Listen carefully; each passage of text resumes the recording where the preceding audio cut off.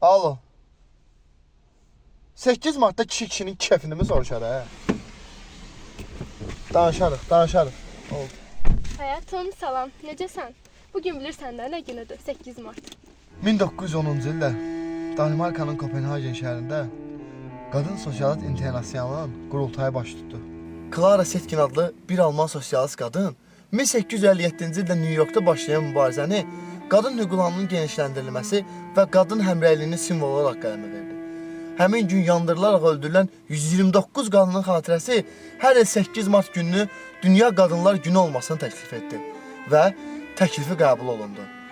Maraqlı məqamlardan biri də budur ki... Elmir! Mənə nə hədiyyə almısan?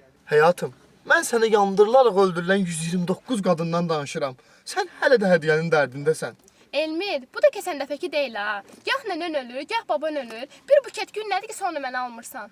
Gül sənin nəyinə gərəkdir gülüm? Hüsnün gözəlliyi dünyada təkdir. Əgər sən varsansa bu yer üzündə, dünya başdan başa güldü çiçəkdir. Elmir, sayəni bu şeirdə əzbərləmişəm. Bu da ilk tanış olduğumuz vaxtlar deyil ha. Küsəndə şeirini alasan ürəyimi. Əllərindən tutaram, biləyindən öpərəm. Nə əlimdən tut, nə də biləyimdən öp. Bir buket gül nədir ki, sonra mənə almırsan? 5 ildir bir yerdəyik, sən mənə bir dəfə 8 Martda hədiyyə almamısan. Mən gedirəm, şeirləri də güzgüdə özvə deyərsən. Əfsanə, dayan. Sənə son şeirimi deyim. De. Sən versən də zülüm mənə, çox yaraşır ölüm mənə. Yalvarıram gülüm mənə, verib qəm hicranı getmə. Sağma oncan getmə. Alayı.